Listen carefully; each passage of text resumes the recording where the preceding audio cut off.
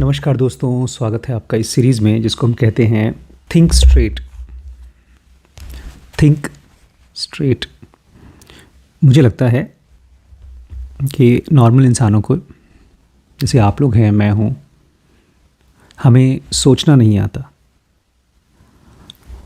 हमारे पास अवेयरनेस है जो बहुत परेशान है और वो कोई भी चीज़ पकड़ करके उसके साथ एंगेज्ड होना चाहती है, बिज़ी रहना चाहती है।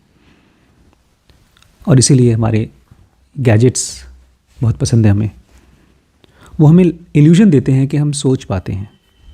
जैसे अभी 5 मिनट पहले जो मैंने एक्सपेरिमेंट किया, आप लोग यहाँ आए पढ़ने के लिए और आप लोगों ने अज्यूम किया कि जब भैया लोग आ जाएंगे तब हम क्लास स्टार्ट करेंगे, और ये अजम्पशन ने आपको डिस्कनेक्ट कर दिया आसपास के माहौल से। पहले मैं 10 सेकंड के लिए वेट करता रहा कि आप लोग शायद देखो मेरी तरफ, लेकिन जब नहीं देखा तो फिर मैंने कैमरा ऑन कर दिया और मुझे लगा मैं एक ऐसी जगह जाके खड़ा हो जाऊं जहां आपकी नज़र अगर पहुंचे मेरे ऊपर तो आप क्यूरियस हो जाएं। मैं खड़ा हो गया, गरिमा ने एक बार देखा, उसके बाद उसको क्या समझ में आया पता नहीं। Then she went back into her mobile. फिर कुछ देर बाद फिर से देखा। अच्छा, ये जो मैंने एक्सपेरिमेंट किया वो भी एक बहुत ही जीनियस आदमी को पढ़ के किया। हम लोग अभी पढ़ेंगे उसके बारे में। वो आदमी वर्ल्ड चैम्पियन एथलीट था, world's best athlete. First prize मिला था उसको 2021 में, और सेकंड और थर्ड प्राइज़ तीनों लोग एक कमरे में बैठे हुए थे। उनको भी ओलंपिक्स का अवार्ड मिलने वाला था, लेकिन तब तक उनको 3-4 घंटे के लिए एक रूम में बैठना था। तो जो सेकंड और थर्ड प्राइज़ जीतने वाले थे उन्होंने वही किया जो सब लोग करते हैं, जो आप लोग कर रहे थे। इंटरनेट चालू किया और स्क्रॉल करना शुरू कर दिया। और गेस करिए फर्स्ट वाला क्या कर रहा था? वो एक कुर्सी पे बैठा और दीवार देख रहा था। घंटों तक वो दीवार देख रहा था। बाकी फर्स्ट और सेकंड प्राइज़ वाले बोलते हैं ये पागल आदमी है, ये इंसान नहीं है, ये रोबोट है। और वो ऐसे बैठा रहा घंटों तक। तो मैंने सोचा चलो मेरे पास सेकंड और थर्ड वाले तो मिल गए, मैं फर्स्ट की तरह अपना देखता हूँ। फिर मैं खड़ा हो गया उधर और मैं देख रहा था, बुक्स को देख रहा था। और जैसे ही कुछ आप लोगों की थोड़ी सी हरकत होती, शायद ऊपर देखने वाले होते, मैं फट से आप लोगों को देखता, लेकिन फिर उदास हो जाता। और बीच बीच में बेचारी गरिमा को सांस भी फूल रही थी। अभी कुछ दिन पहले एक और बच्चा आया था, दिल्ली से आया था। उसकी लाइफ को देखा तो मुझे सही में लगने लगा कि people don't know how to think. You know what is thinking? What is thinking? बाबू ने कहा 2 टाइप की थिंकिंग होती है, एक राइट थिंकिंग और एक रॉन्ग थिंकिंग। Very good. तो राइट थिंकिंग किस चीज़ को बोलेंगे? जिसमें हम अपना सिस्टम 2 यूज़ करके सोचते हैं और फिर डिसीजन लेते हैं। लेकिन कैसे पता चलता है कि वो सही डिसीजन है और सही थिंकिंग है? Very good, very good. वो डिपेंड करता है रिजल्ट पे। राइट थिंकिंग का अल्टीमेट क्राइटेरिया क्या होना चाहिए? Everybody is happy. That is not possible that everybody can be happy, क्योंकि एक सिचुएशन में कोई ना कोई तो थोड़ा खुश होगा, कोई ज़्यादा खुश होगा। राइट थिंकिंग का अल्टीमेट क्राइटेरिया क्या होना चाहिए? मेरे हिसाब से जो मैंने देखा है मेरे घर में और जिन लोगों के घर में मैं जाता हूँ और डिस्टर्ब्ड हो जाता हूँ, दोनों के बीच में डिफरेंस वो है peace. Right thinking results into a peaceful state of mind, a calm state of mind. इसलिए भी क्योंकि अगर आप राइट थिंकिंग कर पा रहे हो तो आप सिचुएशन को एज इट इज़ जान पाओगे।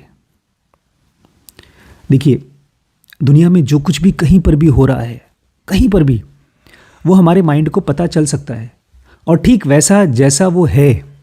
जैसे हम पढ़ रहे थे साईं बाबा की सीरीज़ में कि एक आदमी पैसे लाया, उसको पता था साईं बाबा पैसे मांगेंगे, तो अपने कुछ पैसे उसने अपने दोस्त के पास रखवा दिए दूसरे स्टेशन पे, और थोड़े से पैसे अपने पास रखे कि साईं बाबा पैसे मांगेंगे तो मैं दे दूंगा। और उनकी आदत थी, जब तक एक आदमी का जेब खाली नहीं हो जाता तब तक पैसे मांगते रहते थे। तो सारा पैसा मांग लिया, उसके 500 रुपये लेकर आया था, 250 अपने पास रखा, 250 दोस्त के पास रख दिया, और साईं बाबा ने पैसे मांग लिए उससे 250। अब वो जाने को तैयार कि अब मैं जाता हूँ, काम ख़त्म। बोलते ना, 250 रुपये और चाहिए मुझे, जा लेकर आ। तो ये साईं बाबा को कैसे पता? हम उसको कहेंगे मिस्टिकल पावर, बट मैं उसको कहूँगा knowing reality as it is. Krishnamurti उसको बोलते थे दैट विच इज़, जो है। देखिए, एक जगह आवाज़ आ रही है ना, तो दूसरी आवाज़ सुनने में डिफ़िकल्टी होती है। अगर मन में थॉट्स चल रहे हैं तो रियलिटी को जानने में डिफ़िकल्टी होती है। जब तक हम ये मानते रहेंगे कि हमें सोचना आता है, तब तक हम इस चीज़ को सीखना नहीं चाहेंगे। जैसे मैं बहुत ईमानदारी से बोलता हूँ, मुझे खाना बनाना नहीं आता। किसी तरह से रोटी बना लेता हूँ, लेकिन वैसी रोटी नहीं बन पाती जैसी मम्मी बनाती हैं, सब्जी वैसी नहीं बनती। हलवा तो मैं बहुत बार ट्राई कर चुका हूँ। जब भी देखता हूँ इंस्टाग्राम वगैरह पे, बड़ी लालच आती है कि वैसा हलवा बने। इनफैक्ट आज मुझे इतना लालच आ रहा था वो हलवे का कि वहाँ सरदार जी लोगों का चल रहा था आज पता है, झांकी वाकी चल रही थी, तो प्रसाद बट रहा था। मैंने गाड़ी रोक करके साइड में खड़ा करके गया, भैया भिक्षा मांगी प्रसाद की, और उम्मीद कर रहा था कि उसमें हलवा मिल जाए, लेकिन मिला क्या? चना, काला चना ले आए, थोड़ा बहुत खा कर उसके प्रसाद मिल गया भैया को। सोचा था हलवा मिले, फिर आगे चल के देखा एक और वो थी, प्रसाद दे रहे थे, शायद उसमें हलवा होती, लेकिन तब तक मेरा डिज़ायर ख़त्म हो चुका था हलवे का। तो जब तक, इसलिए मुझे लगता है कि मैं सीखूं, इवन खाना बनाने के बारे में सीखूं, बट वो सेकेंडरी है। सबसे इम्पॉर्टेंट है क्या चीज़ सीखना? टू थिंक स्ट्रेट, साफ साफ सोच पाना, थॉट्स को ऐसे यूज़ कर पाना कि वो आपको बता सकें कि क्या चीज़ है और क्या चीज़ नहीं है। रियलिटी को एज इट इज़ जान पाना, जैसे साईं बाबा ने देखा। हमारा रियलिटी बड़ा मिक्स्ड आता है, कंफ्यूज्ड स्टेट में आता है। हमको लगता है ये आदमी सही भी है, आदमी गलत भी है, और अपने बारे में भी लगता है कि हम सही भी हैं, गलत भी हैं, एक साथ एक ही टाइम पर। और फिर हमारे एक्शंस में वो कंप्लीटनेस नहीं होती, वो नहीं होता जो कृष्णमूर्ति या रमण के अंदर था। हम बैठे हैं और ध्यान में जाना चाहते हैं, खट से ध्यान में चले जाएं, ऐसा नहीं होता। क्यों? क्योंकि हमारा आधा माइंड कुछ और, किसी और चीज़ को सही मानता है, और बेचारा आधा माइंड लालच में है कि क्या काश मुझे वो चीज़ हो जाए। तो इससे पहले कि आप स्पिरिचुअली एनलाइटेड हो जाएं, you should think of becoming successful in whatever you are doing, छोटे मोटी चीज़ में। और उसमें तब तक नहीं होगा बच्चों, जब तक आपको सोचना नहीं आएगा। और मैंने देखा, मतलब मैं खुद भी देख रहा हूँ, सबके साथ ही हो रहा है ये चीज़, कि ये जो बिट्स में, छोटे छोटे बिट्स में 10-10, 20-20 सेकेंड के वीडियोस हम लोग देखते हैं, it poisons our thinking. You know why? पता है, थॉट्स का पर्पस है एक डेप्थ में जा पाना, किसी भी चीज़ के बारे में बहुत गहराई में सोच पाना, और फिर एक सही कंक्लूजन पे पहुंचना, और उसमें से एक एक्शन निकलना जिसके बारे में बहुत कन्फ्यूजन नहीं, खट से आप काम करें। लेकिन ये शॉर्ट्स क्या करते हैं? 10-20 सेकेंड में आपको गुदगुदी करते हैं, एक, फिर दूसरा, फिर तीसरा, फिर चौथा, फिर पांचवा, और आप पता नहीं चलता 1 घंटे में आपने अपने थॉट्स की अवेयरनेस की एनर्जी को, जिसको आप यूज़ कर सकते थे सीखने के लिए, डेप्थ और contemplation and understanding the world around me, वो मैंने पहले भी शायद को कहा है, उसको इसने काट करके छोटे छोटे पीसेस में रख दिया। ज़नुगा बोलती है कि हमारे माइंड में थॉट्स चलते हैं डिस्कॉर्डेंट, कटे फटे। एक थॉट दूसरे थॉट से ऐसे जुड़ा होता है जिसका कोई कनेक्शन नहीं होता। हम बैठे हैं, ज़नुगा की क्लास पढ़ रहे हैं, तब तक से थॉट आया, नहीं मुझे जाना है शॉपिंग पे। फिर थॉट आया, नहीं मेरे दोस्त के साथ मेरी ये बात हुई थी और ये नहीं करना है मुझे। ऐसे थॉट्स कनेक्ट होते हैं जिसका कोई कनेक्शन नहीं होता, इसको बोलते हैं डिस्कॉर्डेंट थॉट्स। और यही डिस्कॉर्डेंट थॉट्स अब आपके बाहर मिल रहा है, और आपको लग रहा है कि ये तो कॉर्डेंट है, ये तो मैं खुद कर रहा हूँ, इसमें एक चॉइस भी आ गया है उंगली चलाने का, खाली उंगली चलाओ बस। तो you need to learn to think straight. 1869 की बात है, एक 27 साल का बच्चा जिसने अभी अभी हार्वर्ड से, दुनिया के सबसे अच्छे कॉलेज से मेडिसिन में पढ़ाई कर ली, डॉक्टर बन गया, और अब वो क्राइसिस ऑफ मीनिंग से गुजर रहा है।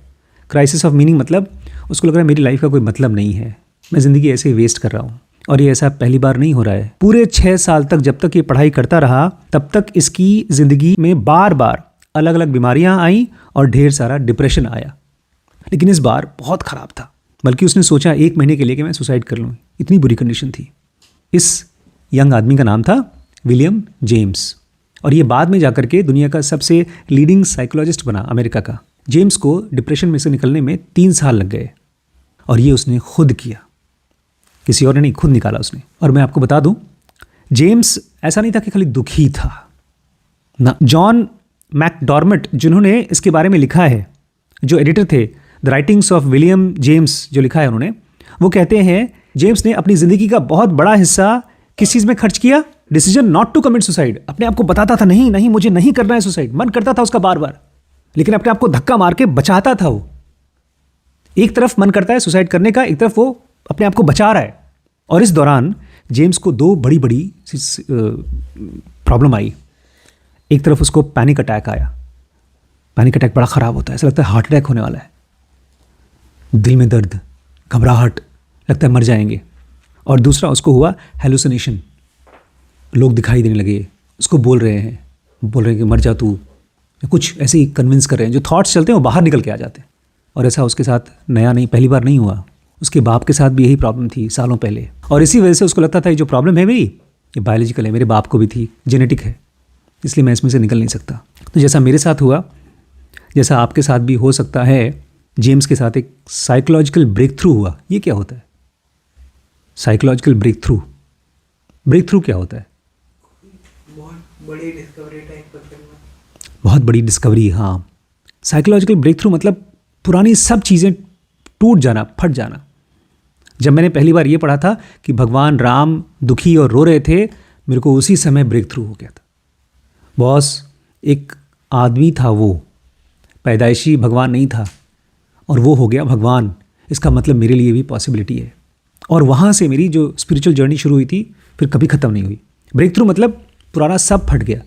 बचपन से पापा मम्मी बोलते थे यही भगवान है, पूजा करो, सब कुछ देंगे, अवतार हैं। अवतार मतलब जो वहाँ से आया, और वो एकदम स्ट्रॉन्ग थॉट बन गया था, ओपिनियन बन गया था दिमाग में। लेकिन इसने फाड़ दिया।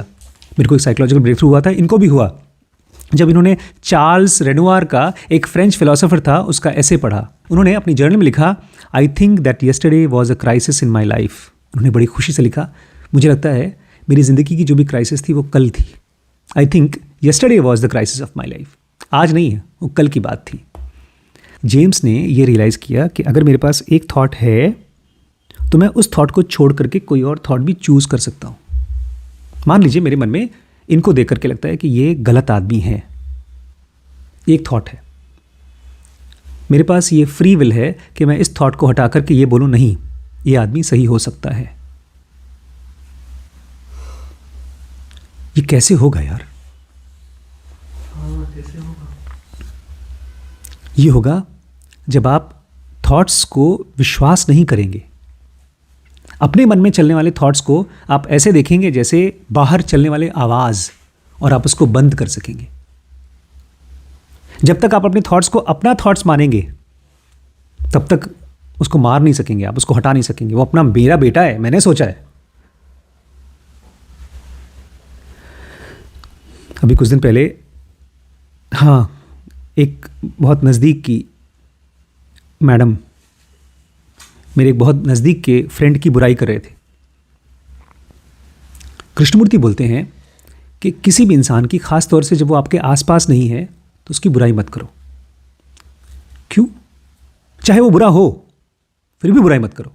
बोलते हैं अगर मैं आपकी बुराई करता हूँ अपनी वाइफ से अपने रूम में, वो वेव्स पहुँचते हैं और उसको बुरा बनाते हैं। वो ये कहते हैं हम एक तरह से दुनिया में बुराई बढ़ाने का और काम कर रहे हैं। बिकॉज वो कहते हैं कि हमारे ब्रेन में से थॉट्स निकलते हैं, और वो जैसे मुंह में से बदबू निकलता है, हम जाके फ्रेश होते हैं तो गंदगी निकलती है, ऐसे हमारे मन में से थॉट्स निकलते हैं, और जहाँ जहाँ पर भी वो जगह पाते हैं वो इकट्ठे हो जाते हैं। और जब हम उस इंसान से मिलेंगे जिसके बारे में हमने बुराई की है, हमारी बॉडी में से, हमारी बॉडी लैंग्वेज में से उसको दिख जाएगा, समझ में आ जाएगा, और फिर वो अपने ऊपर भी बिलीव करेगा, हाँ मैं बुरा हूँ, मैं बुरा बन के दिखाता हूँ। जब आपसे मिलेगा तब, और धीमे धीमे वो इस चीज़ को विश्वास कर लेगा कि मैं बुरा हूँ। अगर बुराई ख़त्म करनी है तो इस थॉट को, जैसे गौतम बुद्ध ने देखा सामने खड़ा है वो अंगुलीमाल, खूनी है, और उसको बोलते नहीं तुम खूनी नहीं हो, तुम बदल सकते हो।